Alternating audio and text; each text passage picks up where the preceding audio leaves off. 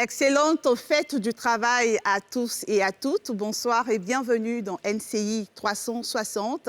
Le monde entier célèbre ce 1er mai les travailleurs. C'est une journée de célébration du combat des travailleurs et des travailleuses. C'est aussi une excellente occasion pour les médias que nous sommes de faire le bilan des avancées du droit des travailleurs et de questionner profondément le respect de ces droits dans notre pays. Et c'est ce que nous ferons dans cette émission. Les droits des travailleurs sont-ils respectés en Côte d'Ivoire? C'est le thème de ce magazine de la rédaction de NCI. Et nous avons pour invité M. Yao Oumo, qui est le directeur régional du travail du district autonome d'Abidjan. Bonsoir. C'est bien cela. Bonsoir, madame. C'est bien cela. Merci d'être avec nous. Je vous en prie. Jusqu'à côté de vous, nous avons M. Idriss Traoré, qui est le directeur général adjoint chargé de l'exploitation à la CNPS. Bonsoir, monsieur. Bonsoir, madame. Merci de répondre à l'invitation de NCI. Je vous en prie. Et juste à côté de vous, M. Traoré, nous avons M. Missa Kwasi Olivier, qui est inspecteur de travail et secrétaire général adjoint du syndicat des inspecteurs de travail. Bonsoir, madame. Bonsoir à vous également. Monsieur Évariste Koudou, secrétaire général de la Fédération générale des travailleurs de Côte d'Ivoire. Bonsoir, monsieur. Bonsoir, Evelyne. Merci de répondre à l'invitation d'NCI. Juste à côté de vous, monsieur Soro Mamadou, qui est le secrétaire général de la centrale syndicale Humanisme. Merci de nous avoir invités. C'est un plaisir. Bonne fête du travail au travail de NCI. Merci, merci. Nous avons M.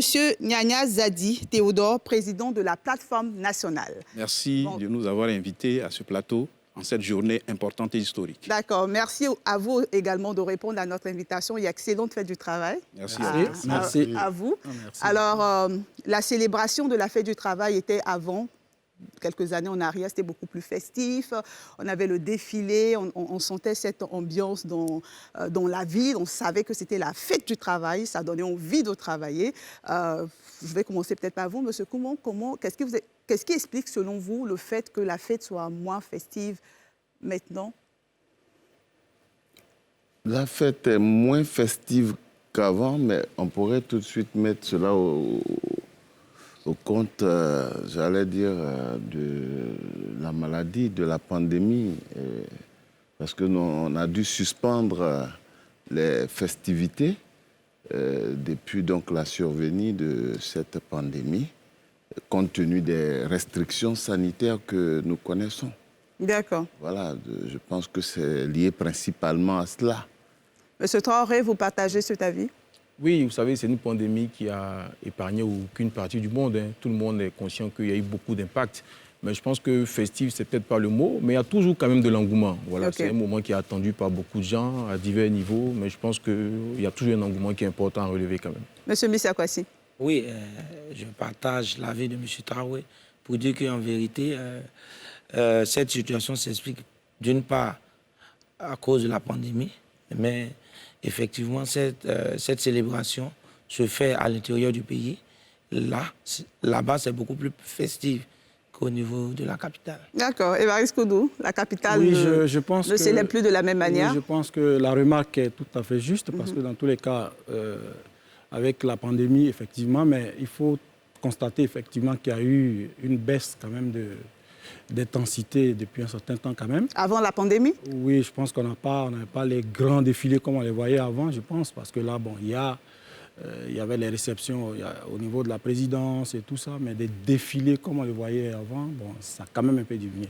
Donc la remarque n'est pas quand même fausse. D'accord. Soré Mamadou, votre paille nous rappelle en tout cas qu'à une certaine époque, la fête du travail, on s'habillait différemment.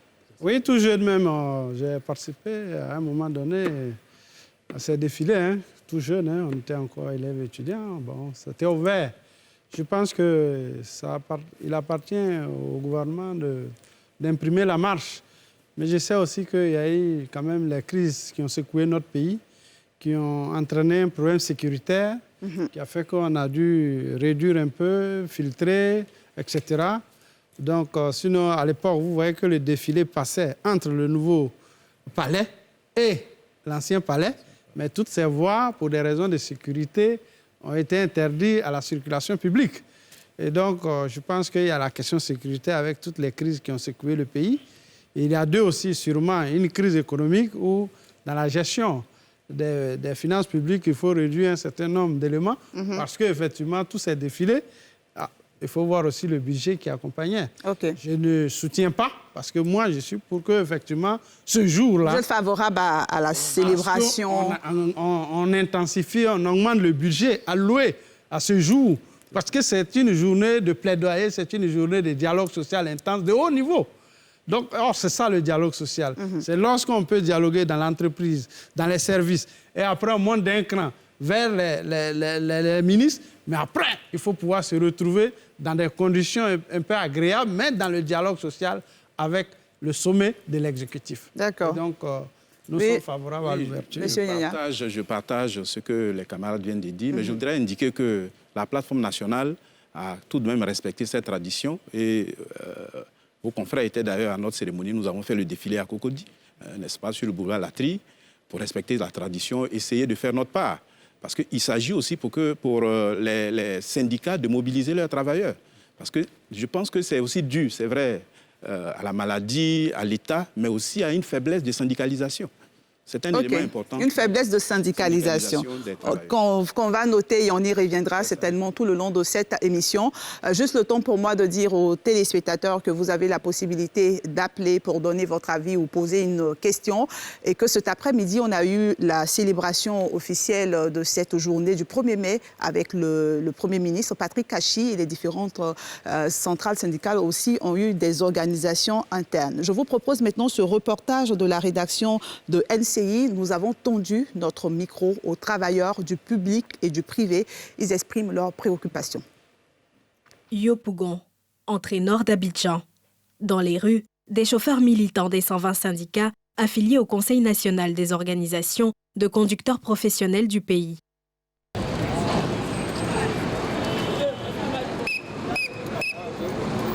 Point d'arrivée, la place Figayo pour des animations, mais aussi des messages, des préoccupations de ces acteurs du secteur informel qui revendiquent depuis belle lurette une convention collective. Nous avons nos revendications spécifiques qui ne sont pas portées au niveau du président. Donc on a décidé de rompre avec cette manière de célébrer pour que véritablement nos voix soient portées. On a mis l'accent sur la signature de la convention interprofessionnelle.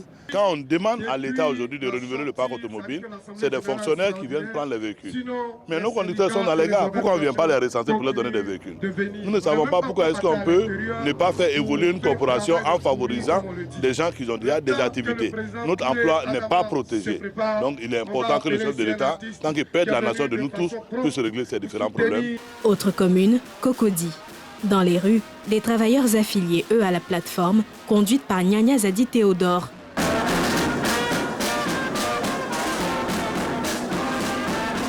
Du carrefour mobile, il rallie l'espace public du quartier pour les festivités du 1er mai, marquées par des remises de muguet, des animations et des communications. Nous sommes à la fin d'un cycle, c'est-à-dire la fin de la trêve sociale, avec les deux documents que nous avons signés en 2017. Et cela commande que nous puissions travailler à la mise en place d'un nouvel accord. Et donc depuis un an, avec le gouvernement, nous avons commencé les discussions. La première phase est achevée avec le recensement de l'ensemble des revendications au niveau transversal. Nous souhaitons que les négociations s'étendent aussi au secteur privé, parce qu'il y a des problèmes. Il ne faut pas que le gouvernement s'attarde uniquement sur le secteur public. Il est bon qu'on ouvre également, dans cette période de discussion, une branche au niveau du secteur privé, qu'il y ait aussi un cadre où ils vont mettre leurs préoccupations et qu'on sorte par le haut sur l'ensemble des secteurs. La réponse à l'une des préoccupations de la plateforme viendra de la caserne des sapeurs-pompiers d'Adjamé-Indenier, là où se sont retrouvés les membres de la centrale syndicale Humanisme. Aux côtés de Soro Mamadou et ses camarades, le ministre de tutelle répond. Nous avons réussi certaines choses. Nous l'avons réussi parce que nous avons eu une collaboration de raison. Laquelle collaboration de raison nous a permis d'aller un peu plus loin dans l'amélioration légitime des conditions de vie et de travail des travailleurs et travailleuses que vous êtes. Nous devrons faire davantage plus. Je voudrais vous exhorter à faire en sorte que la trêve sociale soit renouvelée. C'est dans le renouvellement de la trêve sociale que tout deviendra possible. Bien avant, Soro Mamadou exprimait d'autres revendications de la 5e centrale du pays. Si la médiation professionnelle était intervenue dans l'affaire de licenciement abusif de toute la direction de la fédération des syndicats de Pansi, nos 5 secrétaires généraux n'auraient pas ainsi aujourd'hui été licenciés abusivement. Nous amenons ainsi les 5 secrétaires généraux et nous, humanistes, à saisir le Conseil d'État pour faire droit à notre requête. Oui, ils n'ont rien fait. Ils n'ont fait qu'utiliser le droit syndical. Qu'il plaise au gouvernement de faire droit à notre requête, à la requête des 5 secrétaires généraux qui ont travaillé pour le bas mot 20 ans, pour d'autres 29 ans, pour certains 31 ans et qui sont chassés sans un seul radis. Autre centrale, la FESACI-CG, Fédération des syndicats autonomes de la Côte d'Ivoire, Confédération générale. Aux côtés du général Doya Mamadou Traoré et de ses lieutenants, à leur siège de Cocody Riviera à Toban, des émissaires du ministre Adama Camara. Une présence mise à profit pour livrer, via le genre, le cahier de préoccupation des camarades. La subvention annuelle allouée aux centrales syndicales, nous voudrions qu'elle soit inscrite au budget de l'État, institutionnalisée et revalorisée. Que des représentants des travailleurs ivoiriens intègrent le Conseil économique et social ainsi que le Sénat. Après des éditions antérieures dans la sobriété, en lien avec les restrictions de la Covid-19, les travailleurs ont renoué ce dimanche 1er mai 2022 dans les communes d'Abidjan avec les festivités grandioses de la journée consacrée à la promotion de leurs droits. Dans les rues, dans des espaces ou dans les QG, chants et danses étaient de la partie.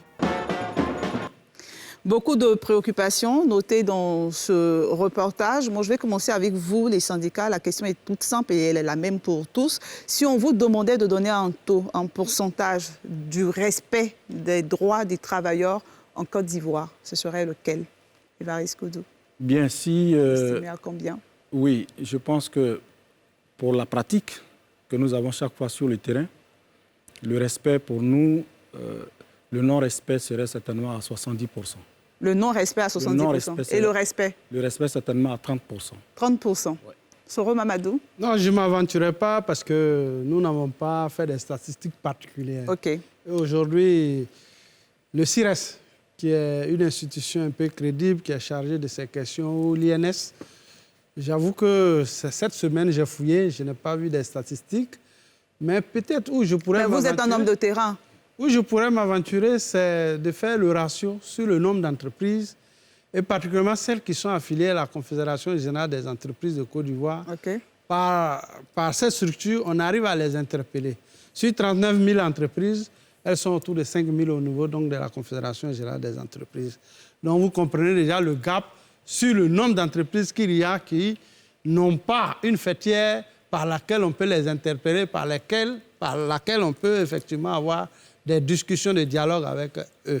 Donc, avec elles, ces entreprises. Donc, voilà un peu.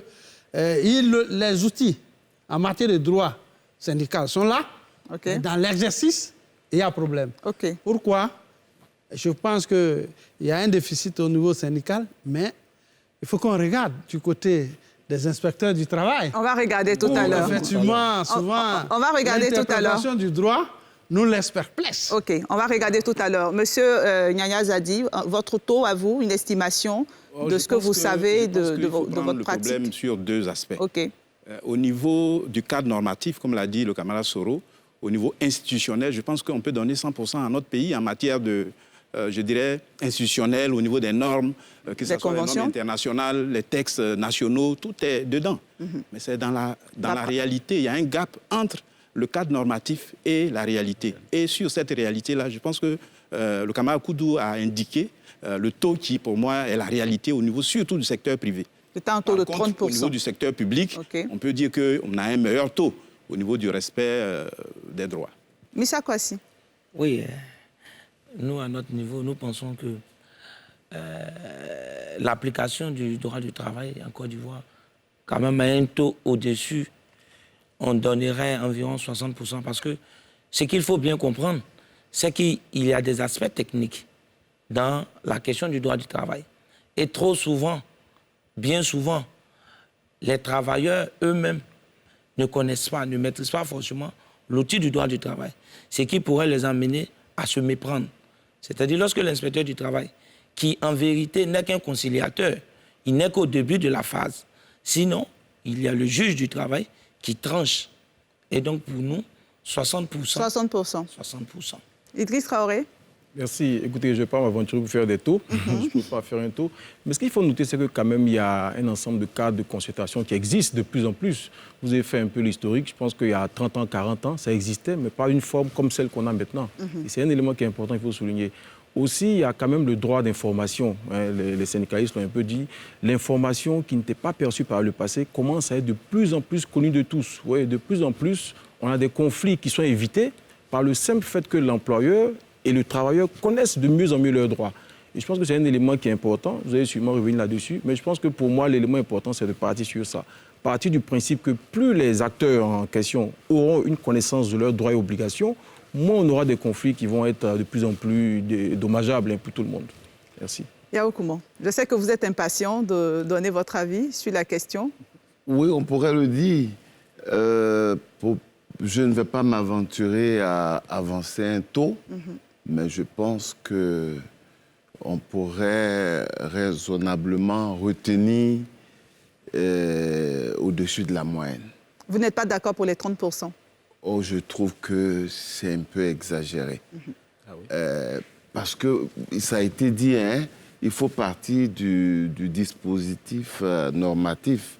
Le code de 2015, ils sont tous là. Il a été adopté pratiquement comme on adopterait une convention collective. Hein.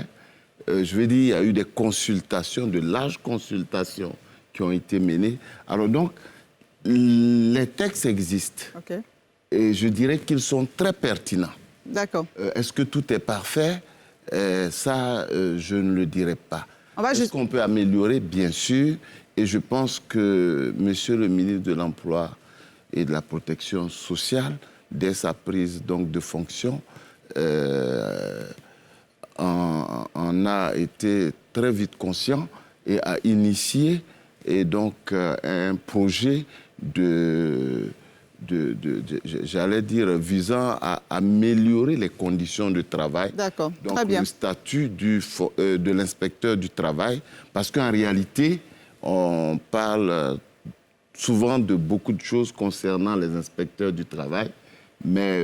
on ne sait pas. Non, surtout les conditions de travail. On aura l'occasion de revenir voilà. sur cet aspect. Le taux de 30%, ça, c'est très bas pour vous. Bon, je connais M. Koudou. D'accord, rapidement alors. Oui, rapidement, je le dis parce qu'effectivement, nous sommes tous d'accord ici. Hein. Le dispositif, il est parfait. Les conventions internationales, les 8 conventions de l'OIT qui ont été ratifiées par la Côte d'Ivoire.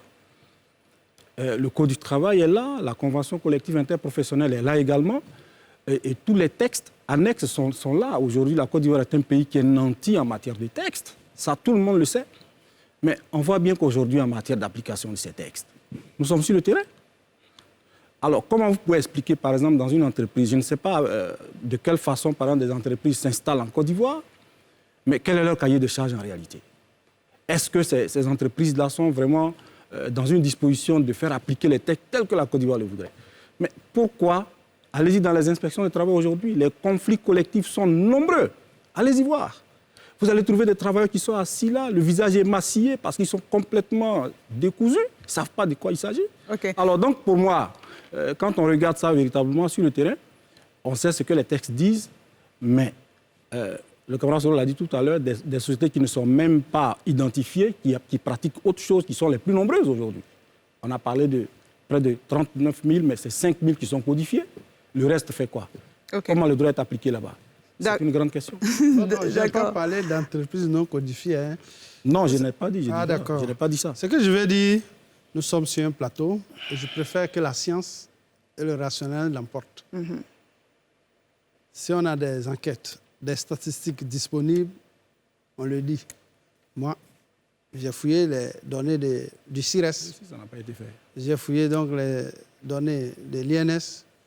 Pour l'heure, ce n'est pas présent. C'est pourquoi vous avez dû voir, au 1er mai, j'ai proposé un schéma structurant qui est qu'on puisse faire en sorte que les travailleurs aient à leur disposition une institution comme une chambre consulaire, qu'on pourrait appeler la maison du travailleur ou du travail, qui allait effectivement être un outil technique suffisamment de haut niveau, qui allait effectivement adresser toutes ces questions, les questions de statistiques, les questions de l'évolution, les questions de formation, de renforcement des capacités par leurs pairs. Parce qu'on dit l'éducation et la formation par leurs pairs, que sont les syndicalistes, les travailleurs, pourraient effectivement faire avancer. Mais tant qu'eux-mêmes n'auront pas fait ces statistiques, se convaincre, à la fin, vous allez voir que les statistiques qui seront données, nous allons les contester, etc. Or, si cela est fait de façon rationnelle, vous allez voir que ce soit l'INS, que ce soit le CIRES, quand on va se rapprocher de ces différentes statistiques, rapidement, on va trouver une ligne médiane. C'est pourquoi, vivement, nous avons demandé que l'État et les travailleurs, les centrales syndicales et les syndicats ont pu se retrouver pour faire l'étude de faisabilité, mettre ce projet en route, aller à la construction de la maison du travailleur et la gouvernance revient donc aux travailleurs qui vont effectivement avoir cette subvention pour adresser toutes ces problématiques et avoir quand même un bilan d'exercice chaque année, effectivement, avec un contrôle d'État. On vous a bien compris. On aura toutes les données. On vous a bien compris sur ce sujet. On va suivre ce reportage de la rédaction d'NCI, notamment sur la célébration officielle de la fête du 1er mai, et on en reparle juste après. Esplanade de la primature, hôte du locataire des lieux, les représentants des forces sociales du pays, conviés à la célébration officielle de la fête du 1er mai avec le gouvernement. À la tribune, les leaders des centrales syndicales. Tour à tour, ils égrènent le chapelet des attentes de leurs camarades. En face, des nouvelles pas toujours bonnes. Une préoccupation du Premier ministre, la préservation du climat de stabilité du Front social à conclure à travers la signature d'une nouvelle trêve sociale. Chères travailleuses, chers travailleurs, ensemble, nous avons œuvré ces dernières années à la préservation de la paix sociale dans notre pays, grâce notamment à la signature et à la mise en œuvre, sur la période 2017-2022, d'une trêve sociale qui a nécessité des efforts partagés. Je voudrais profiter de cette occasion solennelle pour vous remercier tous, au nom du chef de l'État, son Excellence M. Alassane Ouattara, pour la signature de cette trêve et saluer une nouvelle fois la mémoire de feu mon prédécesseur Amadou Gon Coulibaly, sous la conduite duquel la trêve a été signée et qui en a été un acteur majeur. Par votre disponibilité au dialogue, vous avez là démontré une fois encore votre sens élevé de l'intérêt général dans un contexte qui imposait de tous un effort particulier. Un adage dit que si vous avez un travail où il n'y a pas de complications, c'est que vous n'avez pas de travail. Je comprends donc que naturellement, dans l'exercice de votre travail quotidien, vous ayez des complications. Aussi voudrais-je inviter tous à demeurer dans cette dynamique, tradition de notre pays, volonté de notre président de la République, son Excellence M. Alassane Ouattara, de demeurer tous dans un dialogue social apaisé, soucieux de l'intérêt de la nation et de ses populations, créateur d'un climat propice au développement, au progrès comme à la prospérité. Oui, ensemble, mûrs, conscients des enjeux et des défis, continuons de bâtir sous le leadership de son Excellence M. le Président de la République cette Côte d'Ivoire solidaire, celle de l'espoir de notre jeunesse, où chacun vivra heureux et mieux. Notons que les centrales syndicales ont marqué leur disponibilité à des échanges avec le gouvernement sur les points de revendication à l'effet d'aboutir à un nouveau consensus et ainsi éviter un front social en ébullition. On poursuit donc les échanges sur ce plateau. On reviendra certainement sur certains points évoqués par le Premier ministre. Mais moi, j'aimerais qu'on parle maintenant du rôle de chaque acteur, de l'État, du patronat qu'on n'a pas pu avoir ce soir, malgré notre invitation, des travailleurs du syndicat. Et vous parliez tout à l'heure du fait que le cadre normatif est suffisamment large. Mais est-ce que tous les travailleurs sont pris en compte dans ce cadre, les travailleurs du secteur privé, du secteur informel. Je vais commencer par vous, monsieur le directeur régional du travail. Oui, tous les travailleurs sont pris en compte. Le Code du travail s'applique indistinctement, c'est une loi, donc en raison de son caractère général et impersonnel, dès l'instant où il existe une relation professionnelle dans le secteur privé, c'est-à-dire il est établi l'existence d'un contrat de travail, donc c'est le Code du travail qui va s'appliquer à ces acteurs. Tout à l'heure, on parlait de l'application. Écoutez, je pense qu'à ce niveau, vous conviendrez avec moi que chaque inspecteur peut apprécier un dossier et peut avoir son avis. Cet avis peut être confirmé parce qu'il y a des instances de recours.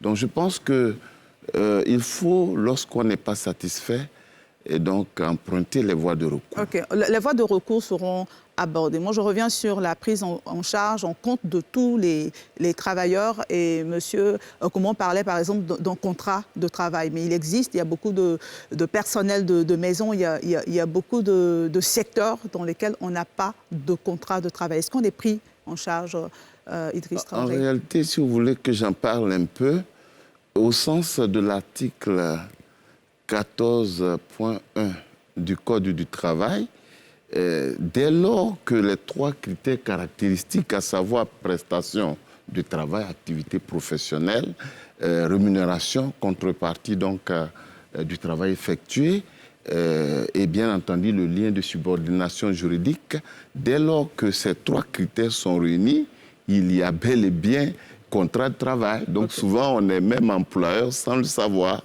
En réalité, le contrat de travail n'est pas forcément écrit. Voilà, c'est ce que je voulais indiquer. D'accord. Idriss Traoré, en complément. Oui, comme monsieur l'a dit, dans le même esprit. Vous savez, le cadre normatif, ça a été dit, il est assez clair en Côte d'Ivoire. On a pratiquement ratifié toutes les conventions de l'OIT qui fait que la Côte d'Ivoire est un modèle dans ce domaine.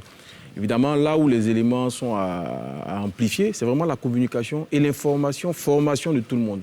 On l'a dit, il a dit, le Code du travail peut être écrit ou oral, oui, lorsqu'on a les éléments caractéristiques. Le contrat de travail, pardon, écrit ou oral. Ça veut dire qu'il n'y a pas besoin de formaliser. Mais ça, c'est un élément pour lequel il faut informer nos populations. Il faut former toutes ces personnes. Quand vous dites il faut, vous pensez à qui devrait le faire? Toute situation de travail, dans les industries, dans les petites entreprises, les grandes entreprises, qui doit le faire? C'est en cela que cette plateforme qui actuellement a tout son sens. Vous savez, dans la formation de tout le monde, il y a l'employeur, évidemment, qui a cette responsabilité de faire. Il y a aussi les travailleurs qui sont organisés, syndiqués ou non, mais qui ont cette obligation de se renseigner, d'avoir l'information, de savoir toutes ces choses-là. Le Code du travail dont on parle, il est de 2015. Bon, je ne dirais pas qu'il est vieux, mais ça fait un petit moment. Oui, et c'est le deuxième sous-thème. Voilà, j'en viens, mais pour dire que lorsqu'on est travailleur, il faut aussi qu'on soit dans une certaine posture. Oui, lorsqu'on est en situation de travail, on se pose des questions, on se renseigne, on va vers l'information pour savoir si ce qu'on fait peut être dans un cadre ou dans un autre. En ce qui nous concerne, pour ne pas aller dans d'autres domaines, pour la CNPS, c'est le même cas. Quand vous êtes travailleur, vous devez vous poser la question. En l'état actuel, la CNPS gère le régime de base de tout ce qu'il y a comme travailleur du secteur privé et indépendant, on le verra par la suite. Mais ça veut dire que dès que vous travaillez, il faut aller vers l'information. On a des plateaux télé, on a des émissions, on a des sensibilisations. Maintenant, avec l'avènement de tout ce qu'il y a comme réseaux sociaux, je pense que de plus en plus, on a des canaux qui font que tout travailleur doit pouvoir se poser les questions. Avant même d'arriver au niveau des recours ou même de la partie contentieuse, on doit pouvoir avoir l'information. Et c'est en cela que je dis que la sensibilisation que vous faites est très bien et il faut amplifier vraiment à tous les niveaux. Merci. Mr. Kwasi. Oui, pour abonder dans le même sens que mes 2 prédécesseurs, je veux dire qu'aujourd'hui, le cadre normatif est assez clair. Maintenant, c'est dans la pratique. Et dans la pratique, les acteurs que nous sommes, c'est-à-dire aussi bien le patronat, l'État de Côte d'Ivoire, que les centrales syndicales, ensemble, nous devons trouver les mécanismes pour informer la base. Parce qu'en réalité, là où il y a souvent le contentieux, c'est lorsque le travail lui-même, il ne connaît ni ses droits, ni ses obligations. Souvent, il confond l'obligation qui lui est faite comme un droit pour lui.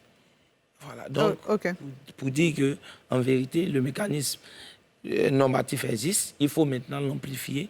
Et je remercie NCI pour l'occasion qu'elle nous donne d'en parler. Yaya Zadi. Oui, moi je pense que je prends en compte ce qui a été dit. Mais vous êtes d'accord que le travailleur ne connaît pas ses droits? Non, ça c'est pourquoi alors que les centrales syndicales existent. Ils ont un rôle de formation. Mais est-ce que vous le faites suffisamment? Ça, il faut des moyens pour le faire. Mais nous le faisons avec les moyens que nous avons et avec les capacités qui sont les nôtres. Mais je voudrais indiquer que tout à l'heure, vous avez demandé si tous les travailleurs étaient pris en compte. C'est ça la question importante et fondamentale. Okay. Et tout à l'heure, j'ai eu la réponse, on dit que tout le monde est pris en compte. Mais il y a un groupe de travailleurs qui ne sont pas immatriculés à la CNPS. Je pense que ça... C'est lequel? De nombreux, on parle de 60% des travailleurs ivoiriens du secteur formel. Ça dit qu'ils sont au noir. Parce que c'est le début de la prise en compte. C'est le début du respect des droits du travailleur. Parce que c'est là que tout découle. Mais des travailleurs dans certains secteurs d'activité ne sont même pas connus et reconnus travailleurs au noir, ils ne sont pas immatriculés. Je pense que ça, c'est un aspect important qu'il faut traiter. Et c'est pourquoi, pour moi, tous les travailleurs ne sont pas pris en compte par rapport à la préoccupation que vous avez soulevée. OK. Mais si vous permettez... Oui, allez-y, rapidement. Je vous l'ai dit, dans la prise... Je reviendrai, ne vous en faites pas. Nous nous entendons, est-ce que ces dispositions du Code du travail s'appliquent... Concerne tout le monde. Concerne tout le monde. En fait, peut-être que c'est ça. Parce qu'il peut exister un contrat de travail, mais qui recèle des irrégularités. C'est ça. Voilà, donc à partir du moment où il y a un contrat de travail, vous êtes concerné. Mais est-ce que la situation, à tout point de vue, est régulière, d'où la nécessité des contrôles que nous menons très souvent. Donc, des irrégularités peuvent exister. Bien sûr, si vous permettez. Allez-y rapidement. Il y a Soro Mamadou qui est très impatient. C'est une dynamique qui, hélas, ne pourra jamais être épuisée. Le problème d'immatriculation ou d'irrégularité, c'est un problème permanent. On ne pourra jamais arriver à un optimum. Mais ce qu'on dit, c'est que toutes les parties doivent savoir qu'est-ce qu'elles doivent faire. Oui, il fut un moment où, lorsque vous êtes travailleur, et comme il dit, vous n'êtes pas déclaré, vous n'avez aucune alternative, vous n'avez aucune tribune, vous n'avez personne à qui vous référer. Mais maintenant, ce que nous disons, je prends le cas de la CNPS, on a maintenant des agences dans presque toutes les communes d'Abidjan et presque toutes les grandes villes de Côte d'Ivoire. Pourquoi? Pour que par cette proximité-là, chaque travailleur puisse venir à tout moment poser un problème. Nous sommes CNPS, moi, l'inspection du travail. On a même les syndicats qui sont des relais, qui font qu'à chaque fois qu'il y a un problème qui est posé, il est réglé. Et c'est ce qu'il faut qu'on note en fait dans... Très bien. Soro Mamadou.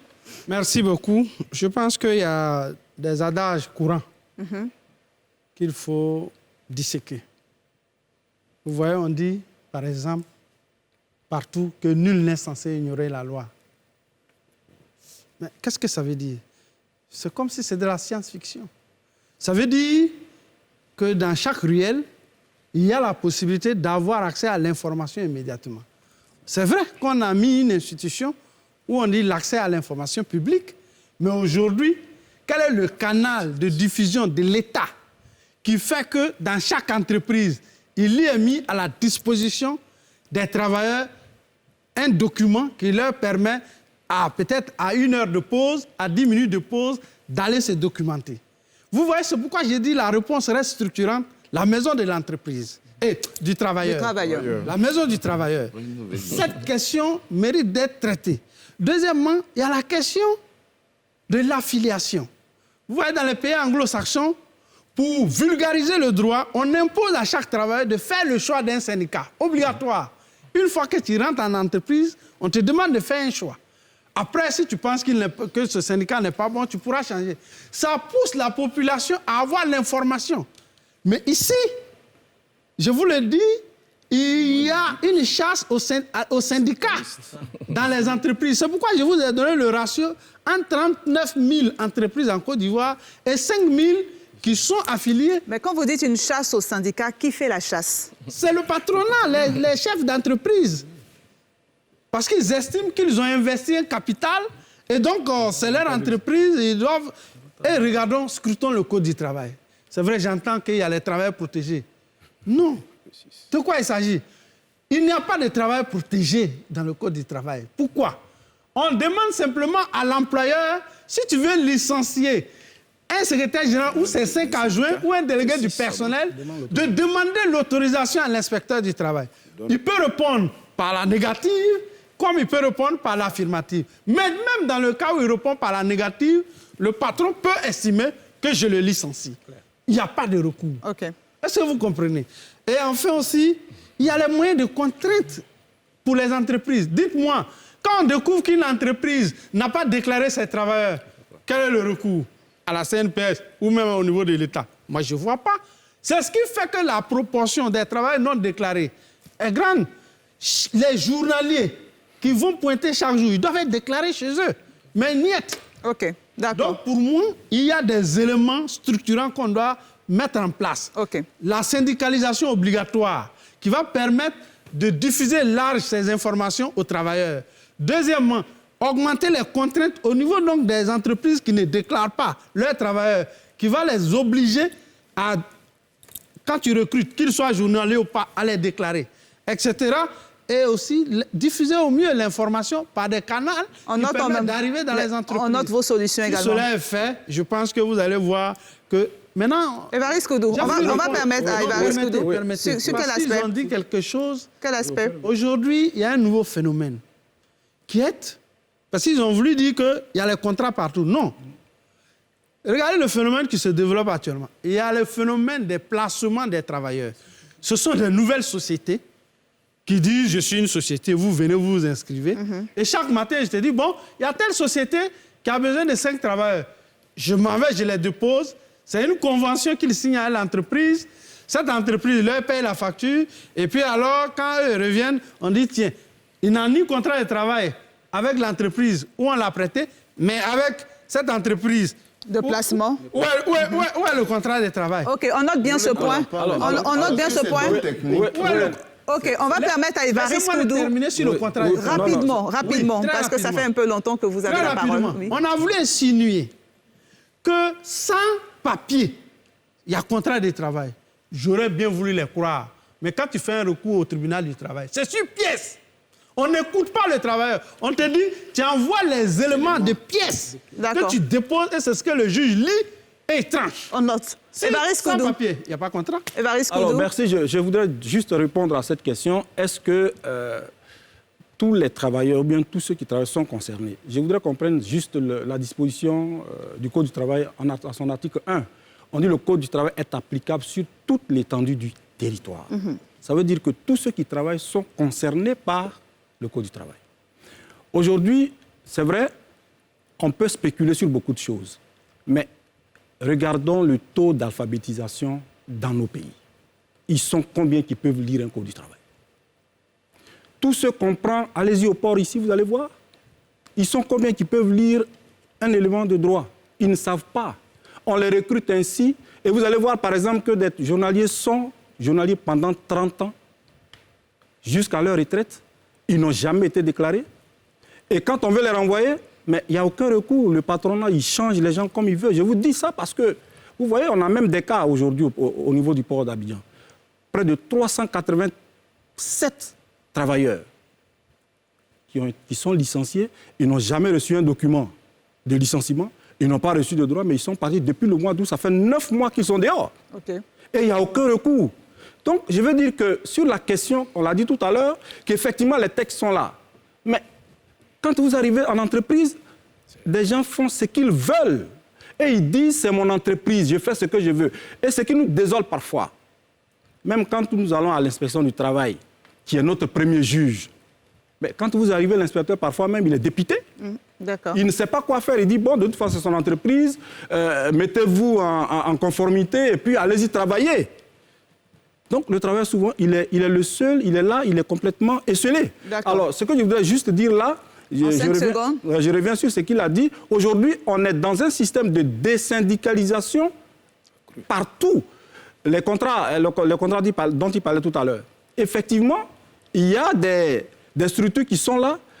On prête des travailleurs à des entreprises pour ne même pas qu'il ait affaire à ce travailleur, pour ne pas qu'il soit syndiqué et tout ça, parce qu'il ne peut pas dire demain qu'il a un droit quelque part. On a déjà vu des cas comme ça dans beaucoup d'entreprises ici. Donc, c'est un danger aujourd'hui que les travailleurs courent Bien dans noté. les entreprises. D'accord. Voilà ce que je voulais Monsieur, dire. vous allez réagir. J'aimerais juste dire qu'on a fait tout ce qu'on pouvait pour avoir un avocat sur ce plateau parce qu'au regard de ce que Soro Mamadou dit, il était important d'avoir voilà, le vécu d'un avocat. Quelle est votre réaction? Merci, madame. Je pense que si l'avocat était là, il se serait servi du même document que moi. Parce que le Code du travail, il est le même, hein, qu'on soit magistrat, qu'on soit avocat. Mais dans l'application. Donc, non, nous sommes d'abord en train de parler de l'existence du contrat de travail. Ils sont d'accord que ça existe? Non, que le ils cadre... ont dit qu'il n'y a pas contrat de travail partout. Je vous l'ai dit. Non, je vais préciser ce qu'ils ont dit. Ils ont dit que lorsque vous partez au tribunal... Laissez, je vais juste préciser. Laissez-moi terminer, peut-être vous me comprendrez mieux. Okay. Parce que j'ai cru entendre que l'absence d'écrit... Ce n'est pas que nous conseillons l'absence d'écrit. Non, je vais préciser sa pensée. Ce qu'il a dit, c'est que lorsque vous allez au tribunal, lorsque vous avez un conflit, que vous allez au tribunal du travail, on demande des documents. Donc, en l'absence d'un contrat de travail ou d'un document qui prouve que vous avez d'un document écrit, votre dossier n'est pas pris en compte. Mais je suis en train de dire que cela n'est pas possible. OK, d'accord. Parce que c'est le Code du travail lui-même qui dit, d'abord, en son article 14.2, que le contrat est passé librement et sous réserve des dispositions du présent code, constaté dans les formes qu'il convient aux parties contractantes d'adopter. Donc le formalisme est libre. Et plus loin, il est écrit à l'article 14.4 que l'existence du contrat de travail se prouve par tout moyen. Cela me paraît essentiel. D'accord. Parce que vous conviendrez avec moi que c'est à l'employeur qu'incombe l'obligation de faire le contrat écrit. Et beaucoup ont tendance à se cacher derrière l'inexistence d'un contrat écrit pour conclure à l'inexistence d'un contrat de travail. Et c'est pour protéger justement les travailleurs que ces dispositions existent. Il peut y avoir, je termine, une méconnaissance. On parlait des sujets.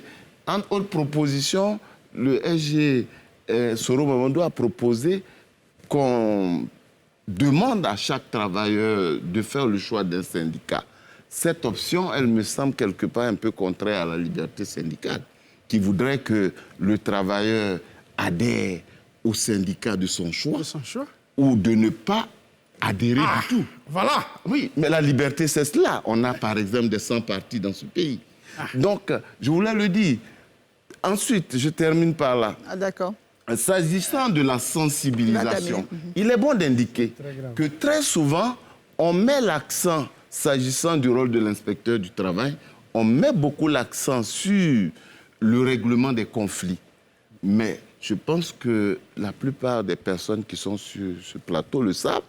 L'inspection du travail a également un rôle éminemment important qu'est le conseil, les consultations juridiques. Et chaque jour ouvrable de la semaine, j'ai un collègue inspecteur du travail qui est là, chaque responsable est tenu d'organiser une permanence. Je termine, et c'est très important. En 5 secondes. Voilà, donc généralement, c'est peut-être par méconnaissance de cela. OK, voilà. D'accord. Madame Evelyne Debat, il a dit, ce qu'il a dit, que le contrat de travail se prouve par tout moyen. Demandez-moi, vous êtes en contentieux, vous êtes devant le tribunal du travail. On vous dit, vous dites que vous êtes en lien de travail avec lui, donnez la pièce qui le justifie. L'employeur ne lui a pas donné la pièce. Où est la pièce? C'est de ça qu'on parle. Je n'ai pas dit qu'il n'est pas écrit, mais ça, comment on l'applique? C'est une faiblesse. Okay. Donc, je veux dire, quand on dit par tout moyen, cela voudrait dire aussi même au moyen d'enquête. À partir de l'instant où vous êtes licencié, vous n'avez plus accès à l'entreprise et toute démarche qui rôde autour de l'entreprise va vous envoyer à un autre tribunal. D'accord, on vous a bien compris. C'est le tribunal d'infraction. On vous a bien compris. J'étais en train de dire, quand moi, inspecteur du travail, je suis concret, un employeur, et ça on nous pose des questions de ce type de tout le temps, quand ils arrivent, les employeurs, ils disent, il dit qu'il a travaillé chez moi. Quelle preuve avez-vous? C'est une question qui est importante. Il ne m'est pas interdit d'aller enquêter afin de savoir. C'est un moyen de preuve. Mais je ne dois pas dire que du fait que le travailleur ne dispose pas d'un contrat écrit ou d'une preuve écrite, alors il n'existe pas. Alors moi, ma question est la suivante, avant de donner la parole à Missa Kwasi. La question est la suivante, c'est quelles sont les dispositions prises en matière de contrôle et pour faire appliquer justement ce code du travail sur le terrain? Oui, effectivement, c'est un autre débat. Nous avons muni de notre cadre professionnel que j'ai ici le droit d'entrer de jour comme de nuit dans toute entreprise assujettie à notre contrôle. Est-ce que vous le faites? Oui, nous le faisons. Nous le faisons. Là, je peux vous dire qu'au titre de l'année 2021, les services d'inspection du travail ont effectué un total de 3177 contrôles. Voilà, en entreprise. Je ne dis pas que... 3777 contrôles. Laissez-le terminer. Posez-lui la question, il y a combien d'entreprises dans votre district d'Abidjan? Laissez-le terminer. Je vous en prie. Laissez-le terminer, s'il vous plaît. Il y a combien d'entreprises? Merci, on a compris votre question. Laissez-le terminer. C'est suffisant. Ah, d'accord. Non, vous savez, je suis en train de dire que nous faisons des contrôles. OK. Je ne dis pas que le nombre de contrôles ne mérite pas d'être accru. Je sais que notre rôle essentiel, c'est le contrôle. À l'origine, l'inspection du travail a été créée pour contrôler le respect de l'application de la législation du travail. OK. Maintenant, pour le reste, on peut en parler. Voilà. Très bien. Est-ce que c'est vraiment de façon volontaire que nous ne voulons pas faire les contrôles? Non, vous l'avez dit, quand vous prenez une zone où il y a 5000 entreprises, et c'est souvent le cas, et que vous avez un personnel, nous sommes en sous-effectif, quand vous avez une trentaine d'agents qui, à côté des contrôles, doivent s'occuper des conseils. Est-ce un aveu d'impuissance? Et faire la conciliation. Monsieur, comment? Est-ce un aveu d'impuissance? Non, pas du tout. Pas du tout. Alors, je vous dis que des choses sont en route, initiées par le ministère de tutelle, pour que nos moyens soient renforcés. Je vous dis que nous devons consacrer l'essentiel de notre temps à contrôler le respect de l'application de la législation. Très bien, on note bien, on va poursuivre, on va faire juste une petite pause. On a dit à quoi ça sert. Je voudrais indiquer qu'il y a des suites. On va vous permettre de continuer après, juste après cette petite pause. De combien de temps? Pour continuer. De combien de temps?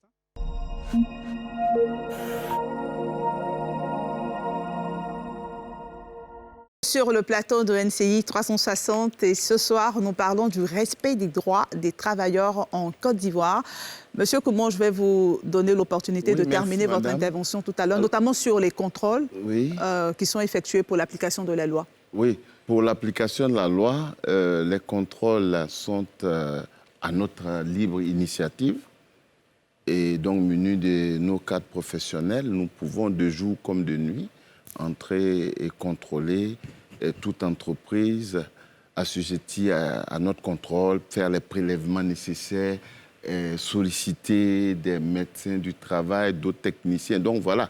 Et les suites, nous avons la possibilité de donner des conseils en fonction de la nature des infractions que nous constatons. On a la possibilité de faire des mises en demeure ou même de dresser des procès-verbaux d'infraction destinés au tribunal pour que les poursuites qui s'imposent soient faites. D'accord. Missa Kwasi, vous êtes inspecteur du travail. Vous avez été beaucoup cité, en fait. L'inspection du travail a été beaucoup citée dans les échanges. Votre réaction?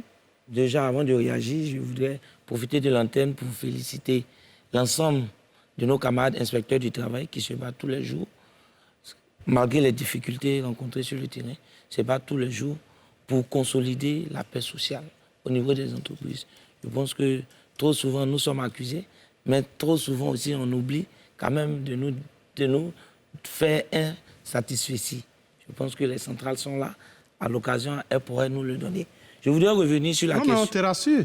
C'est nous qui avons engagé le débat avec l'appareil d'État pour qu'on vous dote en véhicule, etc., qu'on augmente votre budget. D'accord, on va le laisser terminer. OK. Donc, revenons sur la question du contrat du travail. Je voudrais dire que le Code du travail est assez clair. Le contrat du travail se prouve par tout moyen. Alors, les centrales nous ont donné des exemples où on leur a demandé de présenter des pièces. Mais il y a des situations où l'inspecteur du travail lui-même, il mène une enquête où il demande aux travailleurs, est-ce que votre employeur ne vous a jamais remis une demande, une autorisation de permission? Est-ce qu'il ne vous a jamais remis un bon de caisse? Ce sont tous ces éléments, l'ensemble de ces éléments qui constituent la preuve. Après, ce dont il s'agit des mécanismes de recours. Parce que lorsque vous vous trouvez devant le tribunal du travail, il y a la première instance, il y a l'appel et il y a la Cour suprême. OK. Avant d'aller sur les différents mécanismes, c'est peut-être le lieu aussi d'informer les travailleurs des pièces qu'ils pourraient collecter pendant l'exercice, pendant le travail. Moi, j'aimerais revenir sur ce point d'accusation de l'inspection du travail. On vous accuse d'être très souvent du côté de l'employeur. Quelqu'un m'a dit en off, en préparation de cette émission, quand tu vas à l'inspection du travail, toi, le travailleur, tu n'as jamais raison. Qu'est-ce que vous répondez à cela? D'accord, merci madame. Je voudrais déjà dire à premier abord que nous avons soulevé tout à l'heure la question de l'information du travailleur. Je voudrais ici sur le plateau préciser que l'inspecteur du travail ne crée pas de droit. L'inspecteur du travail ne fait qu'appliquer le droit du travail. Et ce droit du travail est contenu dans des documents tels que le Code du travail, les décrets d'application et la convention collective interprofessionnelle. Voici les outils mis à la disposition de l'inspecteur du travail pour régler un conflit. Mais comment ça se fait que souvent vous êtes du côté du travailleur, oui. de l'employeur? J'en arrive. Comme je l'ai dit, c'est une question d'information. Okay. Pourquoi c'est une question d'information? Parce que je pourrais vous donner un exemple où un travailleur a reçu une demande d'explication, il a refusé de répondre à la demande d'explication au motif qu'il n'a rien à se reprocher. Or, conformément aux dispositions du Code du travail, préalablement à toute sanction, l'employeur a l'obligation de remettre une demande d'explication au travailleur. Ce dernier a l'obligation de l'accepter et d'y répondre. Le fait que le travailleur refuse de réceptionner la demande d'explication pourrait être interprété comme une insubordination. Une telle situation, lorsqu'elle va arriver devant l'inspecteur du travail, il ne va faire que lire le Code du travail. Merci, mais je vous donne en opposition... Monsieur Soro, laissez-le terminer. Si vous permettez, et vous allez lui donner... Il va terminer, s'il vous plaît. Si vous permettez, je termine. Je donne un autre exemple. Je veux dire, nous, en tant qu'inspecteurs du travail, nous travaillons sur les questions de conflit. L'exemple le plus banal, c'est l'exemple du conflit entre un homme et son épouse. Lorsque le voisin viendra intervenir, à tort ou à raison, on jugera toujours que celui qui est venu intervenir a pris fait et cause une autre partie. Est-ce que vous êtes en train de dire, pour permettre aux téléspectateurs de comprendre, que sur un cas, sur 10 cas que vous recevez, qui arrivent à l'inspection du travail, 9 cas, le travailleur n'a pas raison? Est-ce que c'est ce que vous êtes en train de dire? Non, ce n'est pas ce que je dis. Qu'est-ce que vous dites concrètement? Ce que je dis... J'ai des chiffres. D'accord, il va des statistiques. Ce que je dis, c'est que l'inspecteur du travail ne prend pas fait et cause pour l'une ou l'autre des parties. L'inspecteur du travail, au regard de la situation qui lui est donnée, regarde ce que disent les tests et il ne fait qu'appliquer les tests. C'est pourquoi d'ailleurs il y a des voies de recours. Parce que l'inspecteur du travail peut donner une position qui est contestée aussi bien par le travailleur que par l'employeur. Très bien, on a bien compris. Soro Mamadou, je vais vous donner la parole tout à l'heure. Il va donner son cas pratique rapidement et je reviens à vous. C'est la société Palmsi, où la fédération des 5 syndicats ont fait une procédure pour aller à un arrêt de travail. L'arrêt de travail a été observé. L'employeur prend la procédure pour les licencier parce que, selon eux, la grève est irrégulière. 2 inspecteurs du travail qui sont à Abidjan ici font droit à la requête de l'employeur. 3 inspecteurs qui sont à Boisseau disent oui, la procédure est régulière, donc ils s'opposent au licenciement. OK. Comme on n'a pas les représentants, on va y arriver. Je suis leur représentant. D'accord, Ils sont affiliés à Humanisme. OK, d'accord. Donc, j'ai poursuivi la procédure, on est au Conseil d'État actuellement. D'accord, on note bien ce cas pratique. Je reviendrai à vous, monsieur. C'est la question que vous avez posée, que généralement, pour ne pas dire toujours, quand les travailleurs se plaignent, ils n'ont pas... C'est la perception générale des populations, c'est la perception. Nous avons des chiffres. Durant l'année 2021, nous avons enregistré 11 831 dossiers de plainte. D'accord. Et sur ce nombre, nous avons concilié 7 160. Quand nous disons concilier, ça veut dire que les travailleurs ont eu gain de cause. OK. Alors, il est clair que tout le monde ne peut pas avoir gain de cause.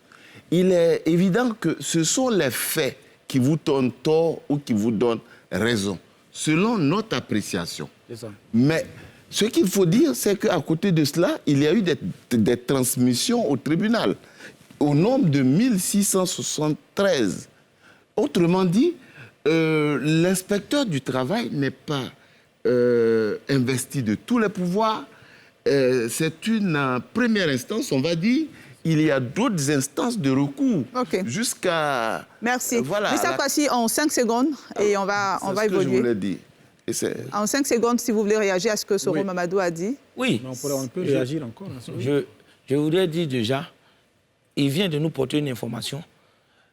Une demande d'autorisation adressée à l'inspecteur du travail, lorsqu'il répond, elle est toujours motivée. Elle est toujours motivée. Donc, venir sur le plateau de télé et nous dire qu'il y a eu un licenciement.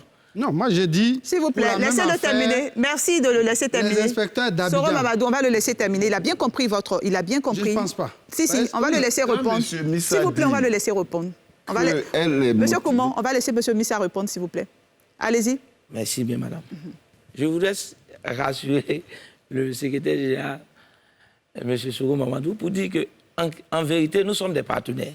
C'est pourquoi je dis, lorsque vous nous dites qu'il y a eu un licenciement et que vous vous retrouvez au Conseil d'État, certainement que vous avez des arguments à faire prévaloir. Mais également, les inspecteurs qui ont pris les différentes décisions ont des arguments également à faire prévaloir. Vous convenez avec moi qu'on peut ne pas être d'accord. Vous et moi, on peut ne pas être d'accord sur une même situation. C'est d'ailleurs pour cette raison qu'il y a des recours. OK, d'accord. Mais sur la question, moi je pense qu'effectivement, on peut accuser à tort ou à raison. Mais à la pratique, c'est-à-dire ce que nous avons l'habitude de pratiquer, effectivement, il y a des problèmes en matière d'interprétation des textes, parfois. Je le disais tantôt que les travailleurs, de façon générale, ils n'ont pas toujours la même compréhension parce que parmi eux, il y a beaucoup qui sont analphabètes et qui viennent. Et la façon de les recevoir aussi est un problème. Mais ces cas dont on parle existent effectivement.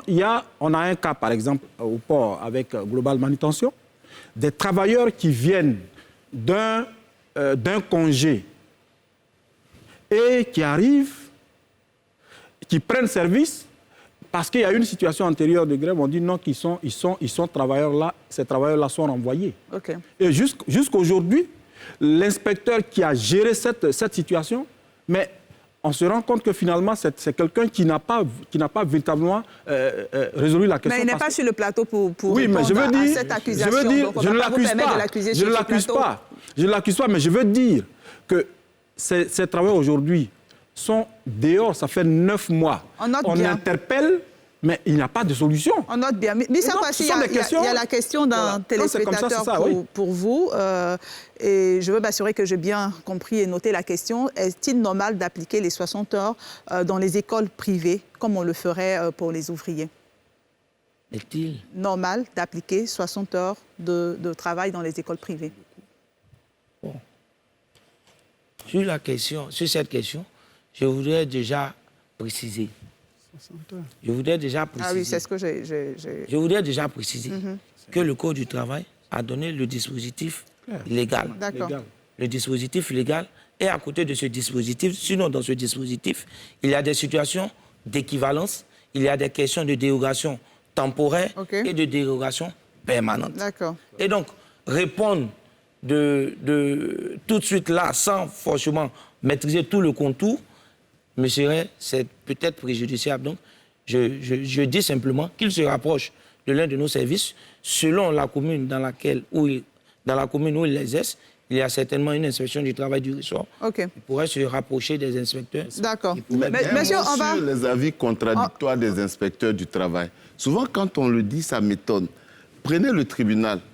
C'est des magistrats qui vont à la même école. c'est un magistrat en première instance qui donne une décision qui est, j'allais dire, infirmée en appel. Et en cassation, un autre. Je veux dire, c'est une différence d'appréciation qui peut s'expliquer. Est-ce que vous voyez? Et donc, ça ne devrait pas du tout être un problème. On note bien et on va... Vu qu'on... On note bien et on va évoluer dans les échanges. Monsieur Soro, s'il vous plaît. Monsieur Soro Babadou, vous n'avez pas la parole. On va évoluer. Voilà, on va évoluer dans les échanges de ce soir, au risque de rester sur une thématique. On va évoluer. Le Premier ministre a parlé de la trêve sociale. Voilà. Et dans les préparatifs de cette émission, c'est une thématique qui est revenue, notamment cette trêve sociale-là, à qui profite-t-elle réellement? Le travailleur lambda qui se trouve dans une région, dans une zone rurale quelque part, en quoi qu'est-ce que cette trêve sociale lui apporte concrètement sur le terrain? Je vais commencer par les centrales syndicales, mais permettez que je commence par M. Nyanya, qui n'a pas parlé depuis un bon moment. Voilà. Allez-y. Merci, madame. Merci. Je voudrais, avant d'aborder cette question, dire qu'il ne faut pas jeter l'anathème sur l'ensemble d'une corporation. Il y a du bon et du moins bon, comme dans tous les secteurs d'activité. Moi, j'ai eu la chance de rencontrer des inspecteurs du travail, accompagnés des camarades. Vous revenez sur la question de l'inspection du travail. On est sur la question de la trêve sociale. Qui ont eu, n'est-ce pas, la chance d'avoir un dossier très bien tranché. OK, d'accord. Merci de fermer la parole. Sur la question de la trêve sociale, je voudrais préciser qu'il faut contextualiser la question de la trêve sociale. D'accord. Elle ne concerne pas tous les secteurs d'activité. Il s'agit, dans un premier temps, du secteur public. En 2017, à l'issue d'une grève générale de 3 semaines avec le Premier ministre Amadou Gon d'alors, les organisations syndicales ont abouti à un accord en 2 documents. La question demeure. Oui, je viens. Il faut comprendre le contexte pour mieux cerner cela. Nous sommes des acteurs de cela. Donc, nous avons abouti au mois d'août 2017 à un accord où les organisations syndicales, centrales syndicales fêtières d'hier, ont signé un accord sur 5 ans. Cet accord-là prend fin le 17 août 2022. Le contexte et ce que le gouvernement souhaite, c'est le renouvellement de cet accord. Et pour cela... On comprend bien le contexte. La question aujourd'hui, c'est le bilan. À qui ça profite? Qu'est-ce que ça a apporté? La première partie de cet accord, je vais dire sur les 5 premières années, cet accord a profité aux travailleurs du secteur public. Il y avait 5 points de revendication qui ont été portés devant le gouvernement et le gouvernement avait accédé aux 5 points. Ce qui donne autour d'un montant global de près de 300 milliards de francs CFA, c'est-à-dire le stock des arriérés, des mesures actées de 2009 qui ont été apurées, qui sont en cours d'appurement d'ailleurs sur 8 ans, et 249 milliards que le gouvernement a accepté de payer. Il y a eu une bonification indiciaire d'un groupe de travailleurs, 41 000 fonctionnaires de certains secteurs, qui ont eu une bonification indiciaire de 100 à 150 points. Il y a eu le recrutement des journaliers, n'est-ce pas, à la fonction publique qui, n'est-ce pas, souhaitait ce recrutement. Et bien d'autres. Il y a eu la question de la retraite. Il y avait une réforme de la retraite en 2012 qui avait réduit les pensions. Et à cette occasion-là, le gouvernement a accepté de faire une réforme de la réforme pour bonifier un tant soit peu, n'est-ce pas, les pensions. Donc, toute cette réforme globale a abouti à un décaissement global de plus de 300 milliards de francs CFA. Et donc, nous sommes à la fin de ce processus. Le gouvernement souhaite que donc, les travailleurs ont bénéficié, les travailleurs du secteur public ont bénéficié, plus de 120 000 travailleurs ont bénéficié, n'est-ce pas, de cet accord en 2 documents. Un sur les revendications et un autre sur la trêve sociale. Le gouvernement aussi a bénéficié d'une période d'accalmie parce qu'en 2017, il y a une grève générale conduite par des organisations transversales. Pendant les 5 ans, ces organisations-là n'ont engagé aucune lutte pour perturber, n'est-ce pas, la paix sociale. Donc, le gouvernement aussi a bénéficié d'un cadre général apaisé qui lui a permis, n'est-ce pas, de mettre en route sa politique économique. D'accord, bien noté. Soro Mamadou. C'est avantageux. Voilà. OK. Est-ce que vous partagez cet avis, Soro Mamadou? Oui, puisque je suis acteur aussi de tous ces dispositifs. Mais ce que je voudrais vous dire, il faut savoir que l'action du syndicalisme, prioritairement, c'est le plaidoyer, le dialogue social. La question des mouvements de grève sont des moments d'exception pour nous. Et parce que ces moments, ce sont des moments, ce n'est pas des rendez-vous de dîner-gala.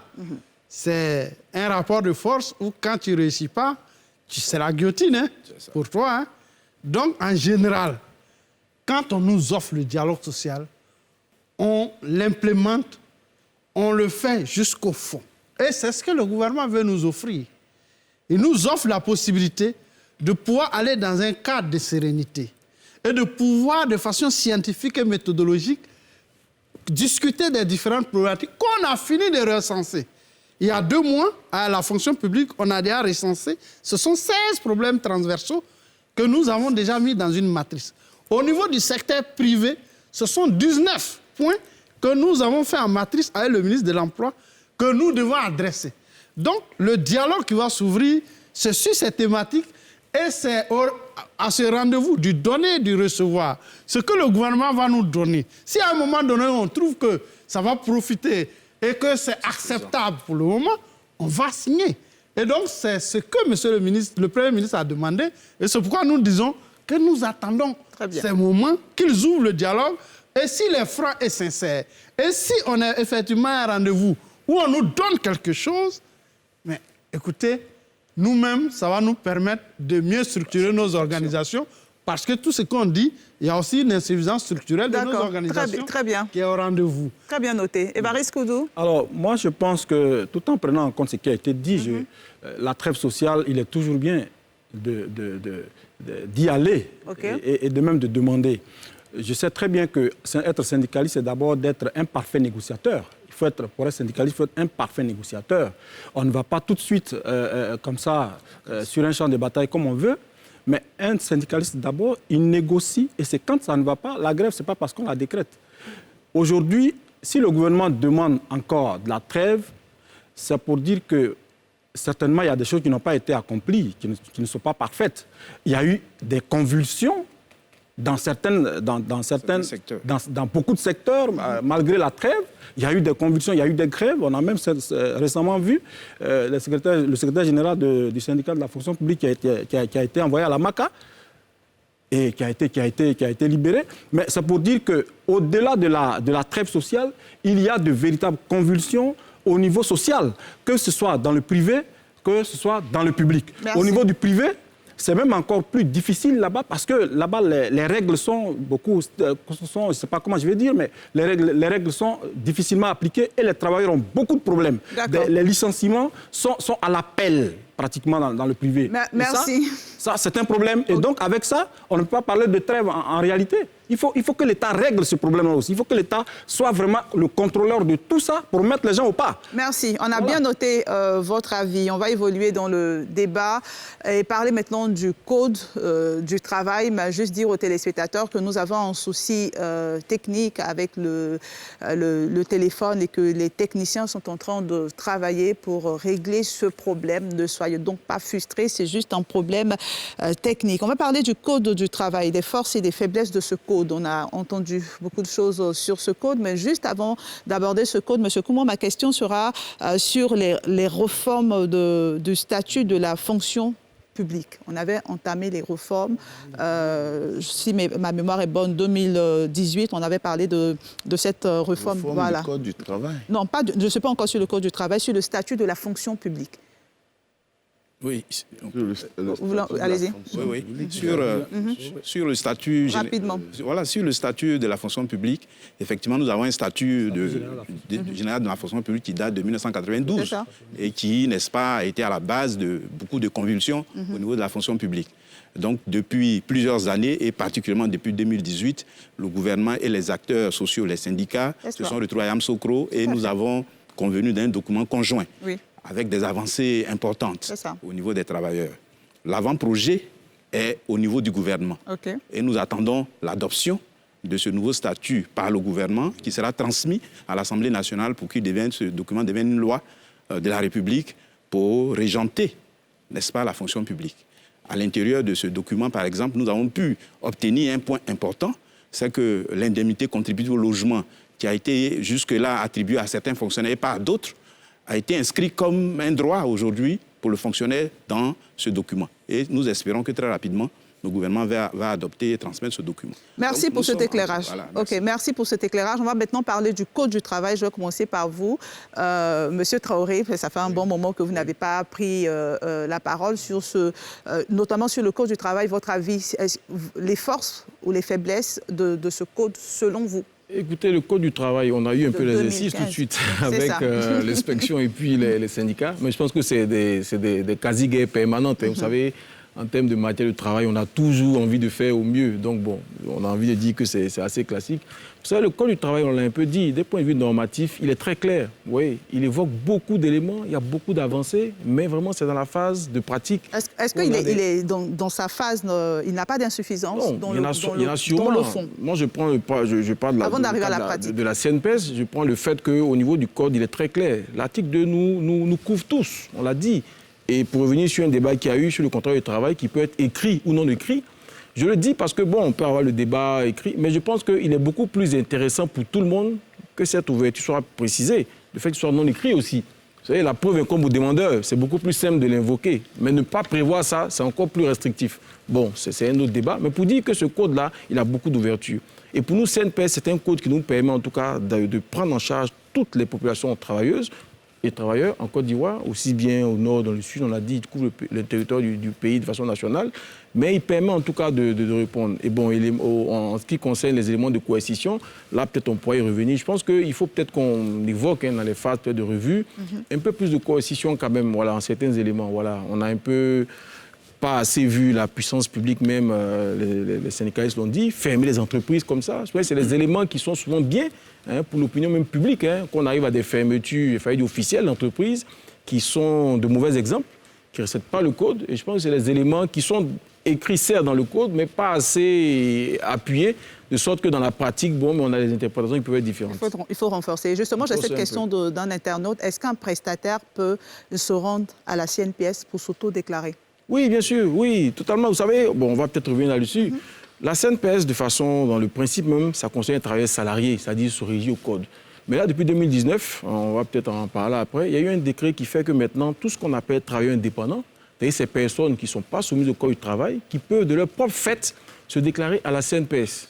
Oui, ce qui fait que maintenant, en Côte d'Ivoire, qu'on soit travailleur salarié, secteur privé, ou qu'on soit indépendant à son compte, on est régi par la CNPS. Donc, pour venir à votre question, cet internaute-là peut venir à la CNPS. Il y a un dispositif qui est mis en place pour le recevoir, pour faire ses formalités d'immatriculation et puis suivre avec lui sa carrière pour qu'il ait une retraite un peu comme les salariés du secteur privé en l'état actuel. Très bien. Missa Kwasi, je vais terminer par vous, M. Kouma. Missa Kwasi, les forces et les faiblesses du Code du travail? Oui, déjà. Ou bien on n'a que des forces avec vous? Non. OK. Non. Parce que toute œuvre humaine est imparfaite et que la perfection n'est pas de ce monde. Donc, il faut toujours aller dans le sens. Mais pour bien apprécier, il faut peut-être faire une étude comparative entre le Code de 1995 et celui de 2015. Et lorsqu'on fait cette étude, je voudrais dire qu'il y a beaucoup d'améliorations.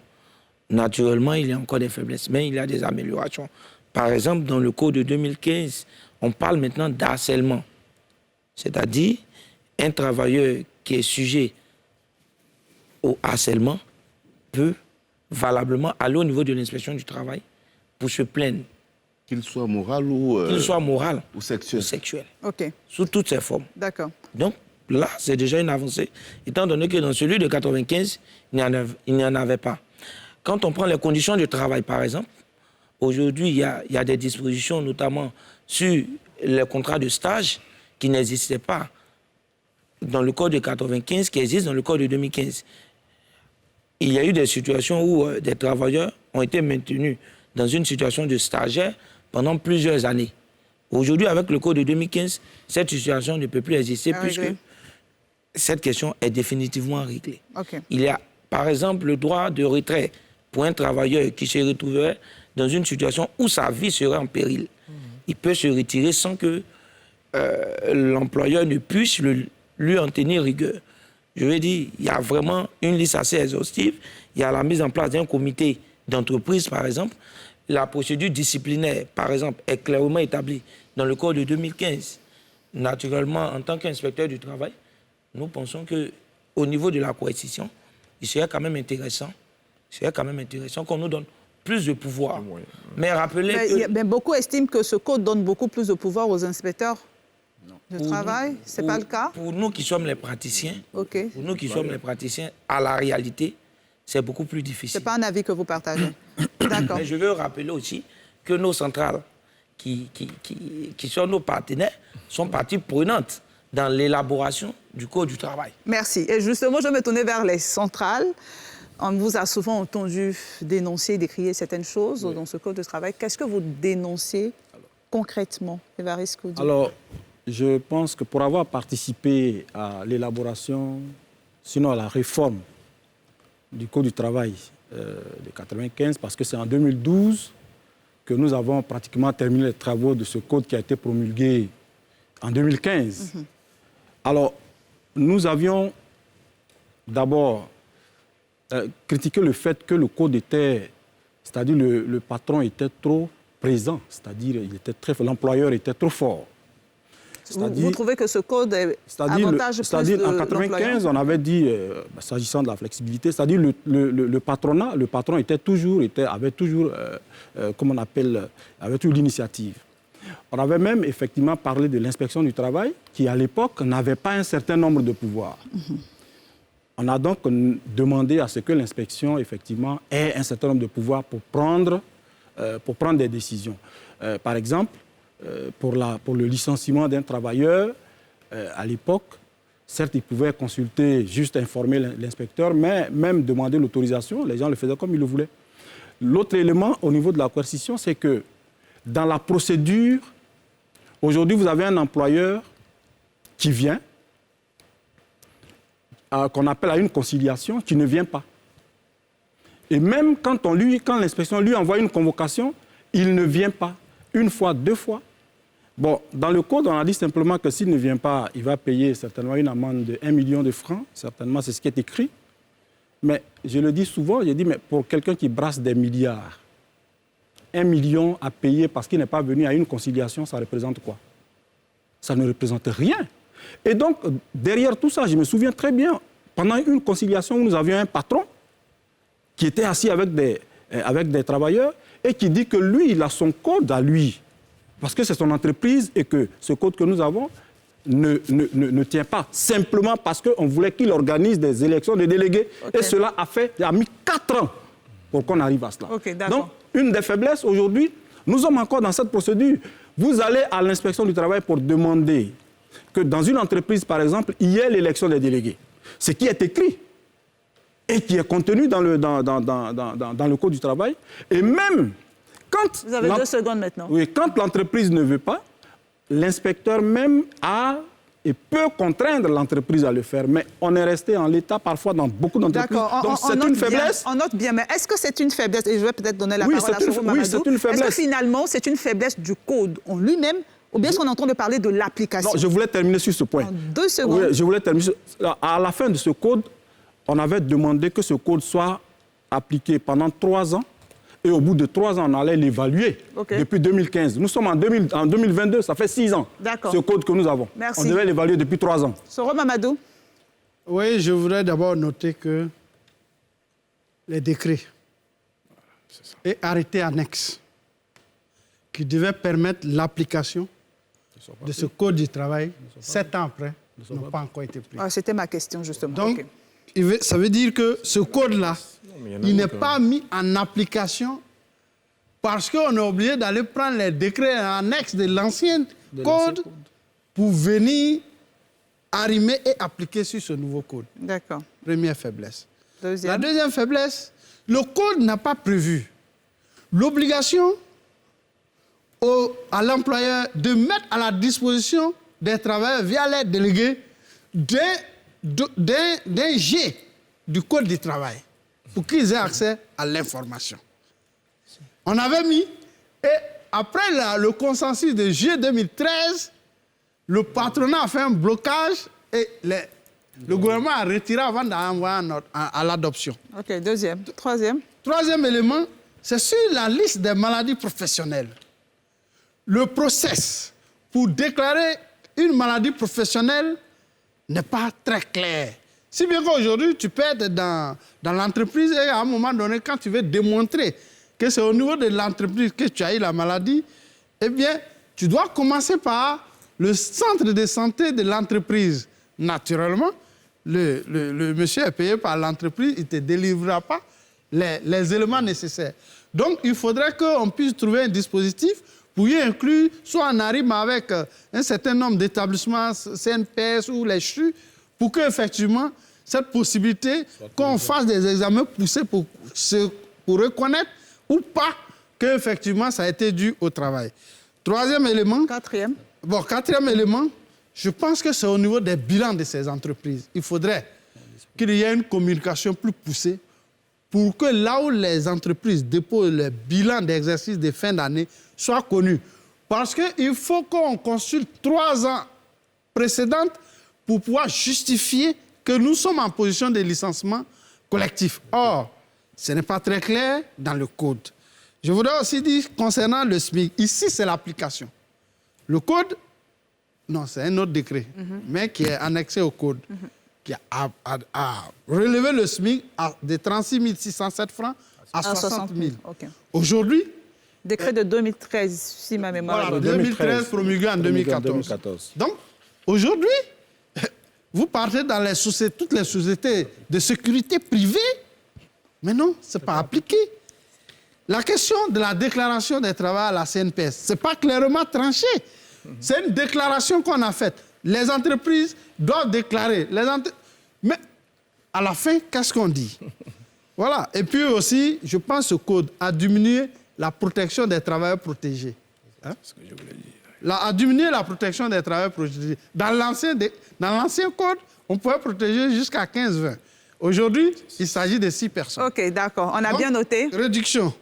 Et puis maintenant, ici, vous voyez les statistiques... En 2 secondes, hein, parce qu'il nous reste assez de temps. Les statistiques que les inspecteurs du travail présentent sur les licenciements, ce sont les licenciements des travailleurs protégés. Sinon, quand une entreprise licencie un travail quelconque, ils ne les informent pas. Okay. Si bien les statistiques qu'ils ont sur les licenciements, ce n'est pas les vraies statistiques. D'accord, merci. Monsieur, ça, le code ne l'a pas Monsieur Nyanya Zadi, oui, je pense le code ne l'a pas rapidement, sur des points qui n'ont pas été évoqués. Oui, donc, tout a été dit plus ou moins, mais je voulais insister sur la question des travailleurs protégés. En tant que syndicaliste, je pense que c'est un aspect important. Mais autre élément, la question des pandémies. On a observé, par exemple, avec la Covid, qu'il y a eu beaucoup de difficultés dans les licenciements qui ont suivi dans la protection des travailleurs. Je pense que ce code-là, comme l'a dit le camarade Koudou tout à l'heure, mérite une revisite. OK, d'accord. Et que, voilà, on puisse prendre en compte ces aspects. D'accord. Monsieur Yaoukouman, je vous ai vu. Je voudrais dire, vous savez, beaucoup de documents. Nous n'avons pas forcément la même lecture parce que nous n'avons pas la même pratique. Mais je commence par dire que j'ai un tableau comparatif ici. Des dispositions du Code de 1995 et celle du Code de 2015 que je pourrais partager avec vous et vous verrez qu'il y a d'énormes avancées. Ça, on est d'accord. Alors, non, quand le SG Soro disait tout à l'heure qu'on a réduit le nombre de travailleurs protégés, en fait, il faut tout dire. Vous ne dites pas tout parce que, qu'est-ce qui s'est passé, madame? Nous avions des bureaux de syndicats qui n'étaient composés que de SG et de SGA. Parce que, justement, l'article 90 de la Convention collective a indiqué que c'est le SG et les SGA qui sont protégés. Anciennement, donc, on constituait, les syndicats constituaient des bureaux normaux avec un SG, 2 SGA, des trésoriers, des commissaires, etc. Des chargés de communication. Et après, quand ils ont découvert que, en dehors du SG et du SGA, les autres n'étaient pas protégés, vous allez avoir un bureau où il y a un SG et un SGA. Au lieu de dire trésorier, il est SGA chargé des finances, SGA chargé de la communication. Et rien ne l'interdisait. Je peux lui donner l'information. Non, je termine. Non, laissez-le. Nous l'avons connu. Vous savez, on tient compte dans l'évolution et dans la réforme des choses de ce qu'on constate sur le terrain. Donc, il nous est arrivé de constater qu'un bureau de syndicat n'était constitué que de SG et SGA. Et donc, ce n'est pas d'autorité, ce n'est pas l'inspection du travail qui est arrivé à cette réforme. Hein. C'est les partenaires, l'ensemble des partenaires sociaux. Juste sur ce point. Je vous donne, laissez-le terminer. Conformément. Le temps est parti, on est arrivé malheureusement au terme. C'est le patronat. Laissez-le terminer, comme ça on va se comprendre. SGA, les 5 premiers SGA, quel que soit le nombre de SGA, mais que ce sont les 5 premiers SGA qui sont protégés. En 30 secondes, parce qu'on a vraiment plus de temps. Merci. En 30 secondes. Vous voyez, et les convocations. Lorsqu'on parlait des licenciements, 30 secondes. Prendre un exemple n'est pas bon. Or, il s'agit ici d'un exemple d'une entreprise de Libanais qui licenciait tous ceux qui créaient un syndicat. Et c'est la centrale Unatersi a regardé et dit, mais comment on fait? Alors, ils ont pris leur bureau de 30 personnes et dit, on les met SGA. Mais une seule entreprise aurait suffi pour dire qu'on diminue la protection. Ok, d'accord. On note bien. 30 secondes, on a plus de temps. Allez-y, terminez. Sur la question, s'il vous plaît. Ce que je voudrais dire, madame. Allez-y. Alors, c'est trop fort. Les représentants du personnel sont communément appelés travailleurs protégés. Okay. Cela ne veut absolument pas dire que c'est exclusivement eux qui sont protégés. Tous les travailleurs sont protégés. C'est le mécanisme de la protection qui n'est pas le même. D'accord. Un travailleur qui est licencié abusivement peut recourir aux dispositions de l'article 8.15 afin d'être dédommagé. Je termine. Monsieur Koudou a dit on peut convoquer un travailleur, que dis-je, un employeur, et il ne se présente pas.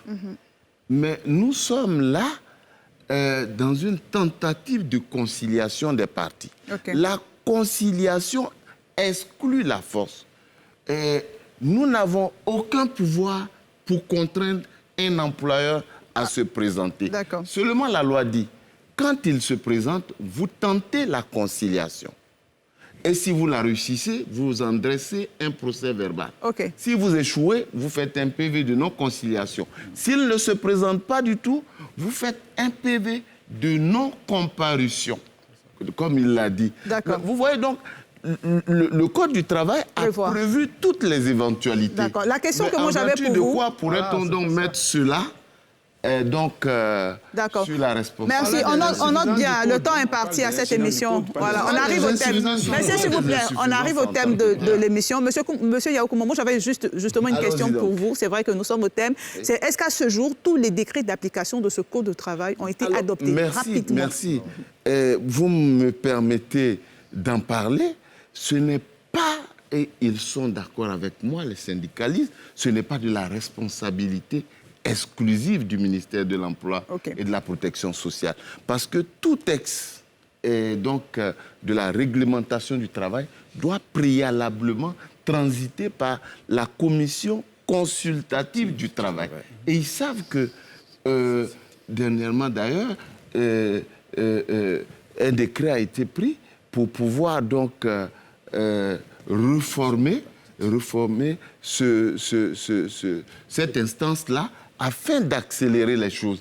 Et je crois qu'ils le savent, cela même nous porte à nous-mêmes préjudice. Donc, il y a un bon nombre de décrets, mais le processus qui ne sont pas encore pris, mais le processus est en bonne voie et nous pensons que cela devrait connaître. Mais dans ce processus, ce que je voulais indiquer, l'initiative appartient au gouvernement qui fait le projet, qui envoie ça à la CIPC, le comité indépendant de discussion. Et quand ça arrive là, après le travail que nous faisons ensemble, le patronat et les centrales, on envoie ça à la CCT. Très bien. Mais il s'est trouvé que c'est les délais pour que ça arrive à la CIPC. Oui. C'est vrai que, on va dire fin de l'année dernière que c'est arrivé, mais les 5 projets de décrets qui sont arrivés, on les a vite travaillés. Ils sont partis à la CCT, on les a travaillés. D'accord. Maintenant, c'est au maître du gouvernement. On note bien. Merci. Monsieur Mamadou. En 2021... Merci, on déborde largement. Et moi, la dernière question, je vais la poser à M. Traoré, justement, c'est la question d'un internaute, et je m'en voudrais de ne pas vous la poser, qui demande comment se fait, sur quelle base se fait le calcul de la pension de retraite. D'accord, c'est une question rapide. La pension de retraite, on l'a dit, elle est le reflet de la période travaillée. quand vous travaillez, vous êtes déclaré, vous avez un salaire. Et c'est votre salaire déclaré que vous cumulez année après année qui sert de base de calcul. S'il vous plaît, monsieur. Auquel s'applique un taux de remplacement pour avoir la pension de retraite. Donc, pour faire simple, la pension de retraite, c'est la moyenne des années travaillées appliquée à un taux de remplacement qui vous donne la pension de retraite que vous avez payée de façon viagère toute votre vie. Et quand vous décédez, on le dit, vos enfants, vos ayants droit ont la réversion. Mais comme je dis, pour faire simple encore une fois, pour toutes ces questions, nos agences sont ouvertes. On a des plateformes Internet, en ligne et autres, où chacun doit pouvoir se renseigner pour améliorer sa culture de prévoyance sociale. Merci. Merci. Et ce sera le dernier mot de cette émission. Merci d'avoir répondu à l'invitation de NCI. Nous sommes à la fin de ce numéro de NCI 360 et ce soir, nous avons abordé la question du respect des droits des travailleurs en Côte d'Ivoire. Merci de votre fidélité. Demain, à 19h50, vous serez avec Mélina Makissi pour NCI News. Très bonne suite de programme sur la nouvelle chaîne ivoirienne. Prenez soin de vous.